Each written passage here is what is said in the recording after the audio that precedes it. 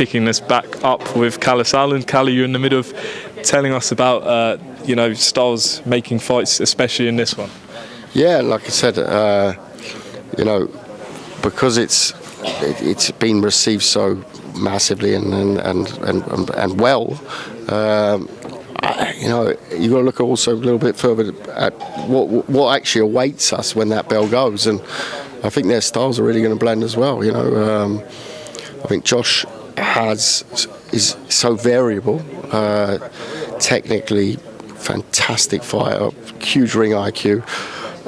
Troy is someone who doesn't throw many punches with half heart, let's put it that way. Throws himself into it, and he's rugged, and I think the combination between slick and ruggedness is going to make for a fantastic fight. We've got all the stages set, and it's a big show, but ultimately you need a fight that is going to blend as well, and these two, from how I think everyone sees it, is we're in for a real treat. See, you promote Josh Kelly, but who do you see as the favourite heading into this one? I'm sure people will probably look at it and say, it's a 50-50 or something like that. I think Josh is, for me, the clear favourite, but we know that it's a tough fight. We're not stupid. We know it's a tough fight. We've done our homework, but at the same time, it's a fight that we need to get through. On paper, it's a brilliant British title fight, but do you feel like both guys are beyond that level? I think it's difficult to look at saying that fighters are beyond the British title level, because it's a special belt, and is Josh someone that in the next sort of 7, 8 to 12 months will be challenging for world titles? Absolutely. But I can give you enough examples of boxers who've fought British titles. Actually, earlier this year on our show, Linus Adofia, Denzel Bentley, cracking fight over 12 rounds. Bentley deservedly nicked it. He's fighting now for a world title. So it's very often that you go from a British title straight into a world title, moving aside eliminators and things like that. It's a pure belt. It's great advert for the sport. It's very rare do you get a bad British title fighter anyway. Kalle, obviously it's a great fight coming up here on December 2nd. Just talk us about what you've got coming up to the end of the year. Where do I start? So we're out next in 3 weeks in Texas with our Misfits, Vitor Belfort, Hazim Rahman Jr. and a stacked card in the Austin Austin Arena, November 19th. Announcing a massive show that night, by the way. Any clues? Yeah. I can't give them right now. It's a big night that's going to be announced, involving obviously KSI, but will be announced in Austin on that night. Then 6 days later, we're in the York Hall for the premiere of Harlem Eubank as a main eventer on Channel 5. Very proud for him. It's a big step up in terms of for his popularity, etc. He's been doing it in and out of the gym and the ring this year, so it's totally just rewards for that. He's fighting Tom Farrell on a stacked night, 25th of November. Liam Williams out that night, Chloe Watson, Lucy Wildart. Great card. And then the night after that, so that's the 25th. So we go 19th, 25th, the 26th. One night later, we're in London again with Nathan Gorman, Fabio Wardley, British heavyweight championship, backing our man Nathan. He's had a great comeback year as well. Little bit similar storyline to Kelly in certain ways. Looking forward to that. That's one night later. Then 6 days later, obviously Newcastle with this big one, and we're planning one more for December as well. So very busy times coming up. Kalle, are we likely to see Chris Eubank Jr. out this year? Yeah, I mean, we're working as I've said before, we're looking at the one situation, which everyone's looking at. At the same time, we work on a plan B, and that's something that we'll be announcing hopefully rather sooner than later.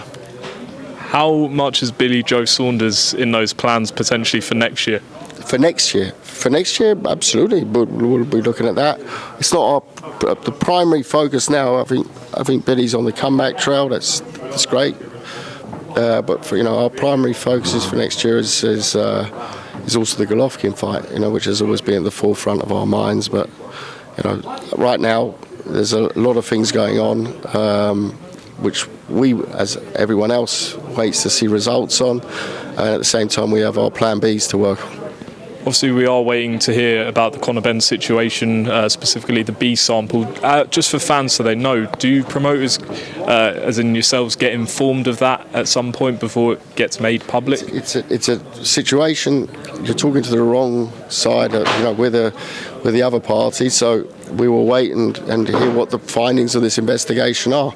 Not really more I can say, or even to myself could say, because that's down to their ongoing investigation into the matter, and it's something that we're obviously not involved in.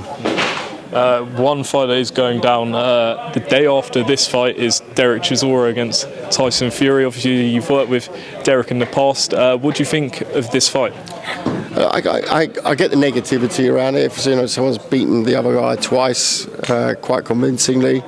What I would say is that it's a bit of a different Fury-Chisora now. He's coming off a win. Derek's lost a lot of close ones over the years. He got one now against Pulev, and I can sort of see the point they make. Who else? So, quite I can see why there's negativity around it, but at the same time, it's a different Fury-Chisora. Final one. I saw a tweet from an account called Boxing Kingdom on Twitter, and I just wanted to get your opinion. So he said that several industry insiders have told me multiple boxing broadcasters are contemplating reducing funds allocated to the sport in the US and the UK. Are you aware of that? I mean, I don't know if that's completely accurate, but have you got any reaction or awareness of that? No. In fact, if you look at the numbers, and these aren't our numbers, these are just general industry numbers. If you look at the sport, take 2017 and take a 5-year timeline of 2022. Just take the US because it's the easiest one to look at. 2017, you had Showtime and HBO.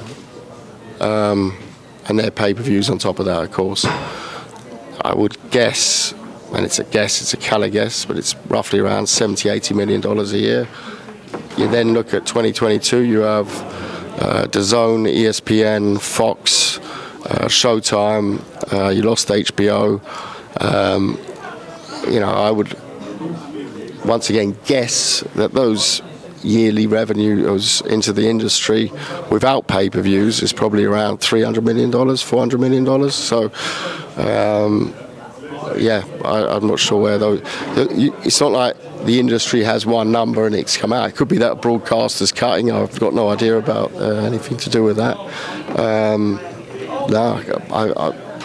To be honest, I think the quantity of boxing and I also think the quality of boxing broadcasts have very much improved. All right, Kalle, thanks for talking to Pro Boxing fans. We look forward to December 2nd, Williamson against Kelly.